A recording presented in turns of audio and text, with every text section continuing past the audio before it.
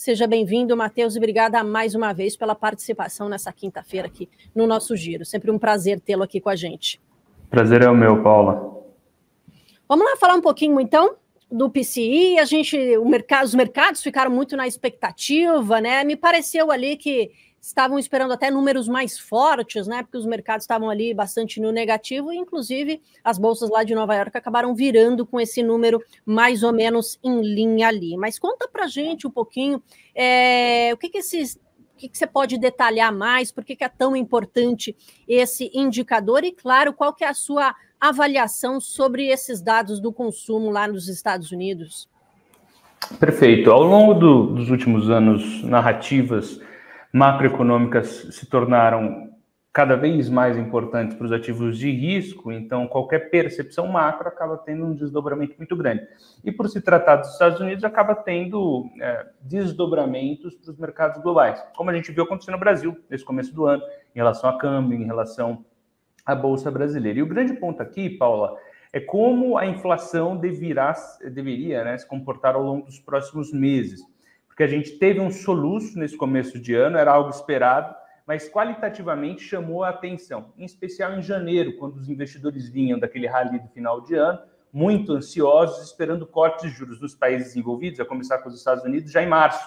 Algo que a gente nunca acreditou ser o caso, mas que o mercado estava, por estar ansioso e até mesmo ancorado por algumas falas de autoridades monetárias, esperando cortes já em março. Isso não vai acontecer, os membros do Fed já vêm alinhando as expectativas, não vai ser março, não vai ser março, não vai ser março, mas o grande jogo aqui está entre maio e junho, predominantemente com expectativas para junho, depende dos dados que tivermos entre março e maio. Por quê? Uma inflação acima do esperado empurra a queda dos juros para um segundo momento, e inflação abaixo do esperado, em especial qualitativamente abaixo do esperado, ou seja, além de estar um dado cheio abaixo, se a gente observar dentro do índice, ela está se comportando bem, está em queda de difusão e etc.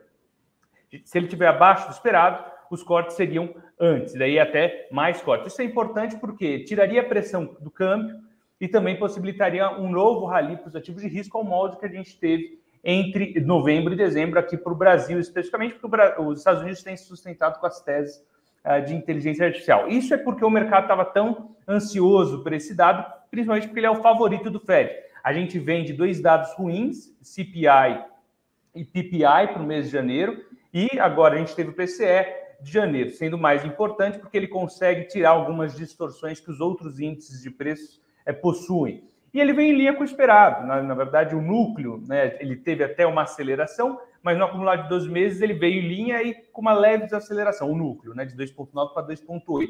2,8, né, me parece uma convergência, principalmente se continuar caindo, né, a gente ganhou tempo, na verdade, com esse dado em linha, porque agora a gente não precisa se estressar no curto prazo, né, porque se houvesse um dado muito acima, os mercados ficariam muito estressados, não é o caso. Como vem em linha, a gente ganha tempo, por isso a gente consegue ver uma boa reação dos ativos de risco estrangeiros, e principalmente a gente consegue ver, talvez a tese da continuidade da desinflação esteja viva, né? Ela não foi interrompida, esse processo de desinflação, o que é muito importante para os cortes de juros. O grande ponto aqui é macro, a gente não foge muito disso, não tem outro gatilho que não esse para algo mais geral, né? Agora, você comentou, a gente, né, viu ali um PPI e um CPI muito acima do esperado, um PCI em linha. Agora, por que há essa discrepância, vamos dizer assim, tão grande, né? Porque ali os dados de inflação ali do atacado ao consumidor acabaram, como você falou, ali, impactando diretamente nos mercados, todo mundo fica um pouco mais na cautela. Por que tem essa discrepância tão grande entre esses dados? São cestas de consumo, né? Então, quando as autoridades, institutos medem a inflação, elas precisam se abstrair um pouco da realidade. Elas desenvolvem cestas de consumo. Por que o Fed prefere o PCE? Porque, diferente do CPI e do PPI, ele consegue mimetizar, porque é um índice de gastos com consumo. Então, ele consegue mimetizar melhor a cesta de consumo efetiva da população. Muitas vezes, o CPI e o PPI, por ser algo predefinido periodicamente, acaba se distanciando da realidade. Foi o que aconteceu durante o choque pandêmico, por exemplo. A gente tinha uma disfuncionalidade muito grande, porque a composição desses índices acabava ficando muito dispar. a gente tinha uma cesta que era combinada antes da pandemia, que acabava sendo muito diferente do que estava sendo efetivamente gasta. Daí, no meio da pandemia, a gente mudava a composição do CPI e mudava o padrão de consumo das pessoas. E depois, logo em seguida, mudava de novo. Então, essas disfuncionalidades aconteciam bastante na pandemia. A gente conseguiu ver isso na prática. Mas é exatamente isso. A composição é um pouquinho diferente. O que está puxando, né? Em especial, por exemplo, a gente teve alguns vetores muito importantes no CPI que não estavam tão presentes aqui dentro do PCE, que acaba sendo um vetor muito mais relevante para o Fed, porque ele consegue imitar melhor a cesta de consumo efetiva da população. Ou seja, ele não tem as distorções da periodicidade de ajuste do CPI e do PPI. Isso é uma maneira simplificada de avaliar por que tem essas diferenciações.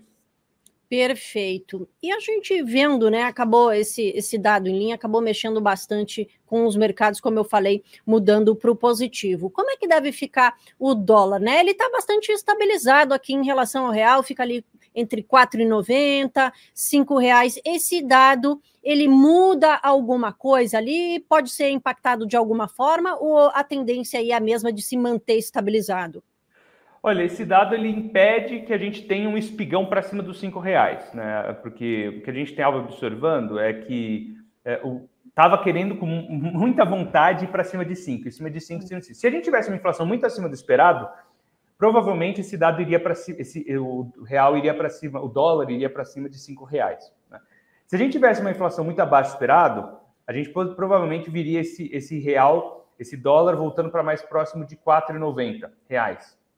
Né? E depois, no segundo momento, podendo caminhar para 4,70, como é algo estruturalmente desejável do ponto de vista da balança comercial. Como ele vem em linha, a gente ganha tempo. Né? A gente ganha tempo, ele não vai se desestabilizar, ele vai se manter elevado, porque os juros estão mais altos nos Estados Unidos.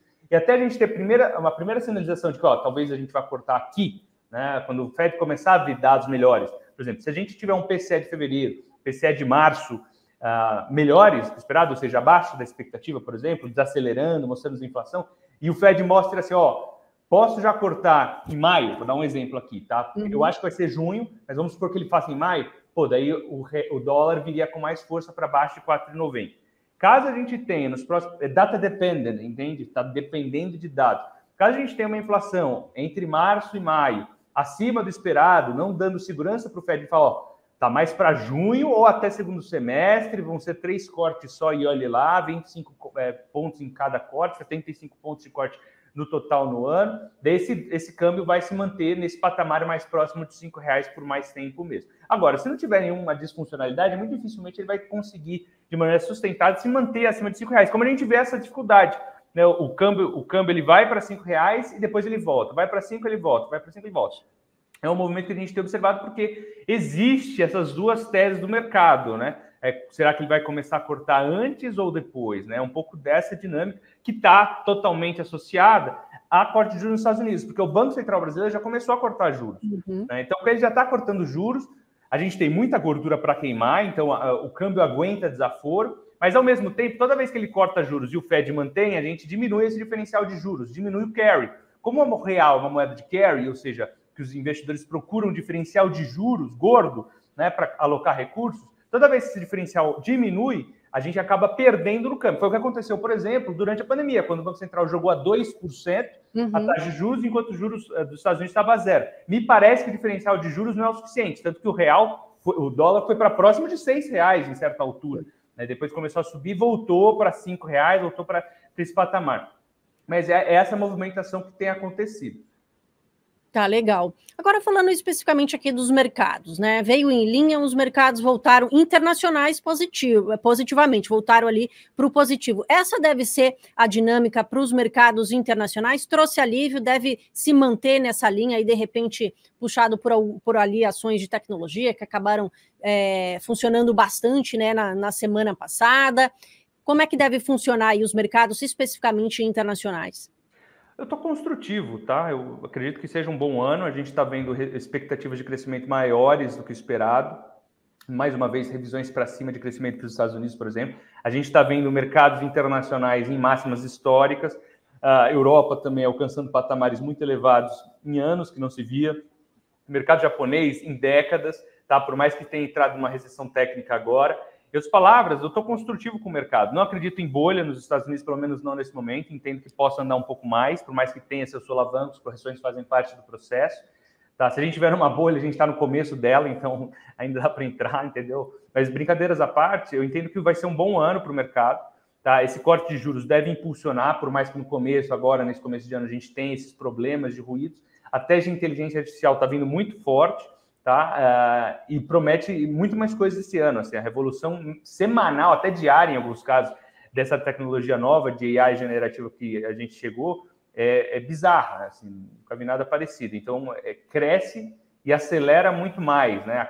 O crescimento acelera cada vez mais. Então, é algo muito interessante de se ver. Então, eu estou construtivo para os mercados internacionais, tá? Entendo que eles possam buscar mais patamares elevados, tá certo? E isso, claro, vai contagiar os mercados locais também.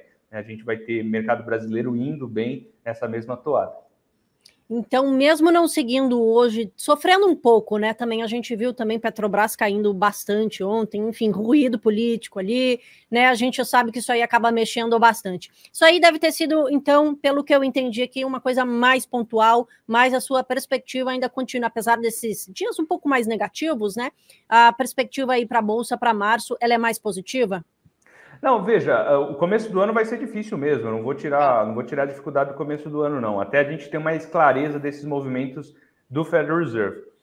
Agora, não significa que vai ser totalmente ruim. Eu acho que vai ser tímido. Né? A gente já viu a Bolsa Brasileira voltando para 127 mil pontos esse ano e já está acima de 130 mil, né? Agora corrigindo um pouquinho, né? Mas ainda assim está num patamar elevado. Ou seja, dá para voltar a patamares mais próximos de 135 mil, sem que você tenha total clareza. A partir do momento que você tiver clareza, daí a gente consegue destravar mais valor, entendeu? Valor adicional a isso. Joia. Mas não vai ser um período fácil, acredito que não seja um período trivial. A gente vai ter aí bastante volatilidade. E a gente semestre tende a ser melhor, né? Tá, perfeito. Obrigada pela participação, então, Matheus. Excelente quinta-feira aí para você. Igualmente, tchau, tchau.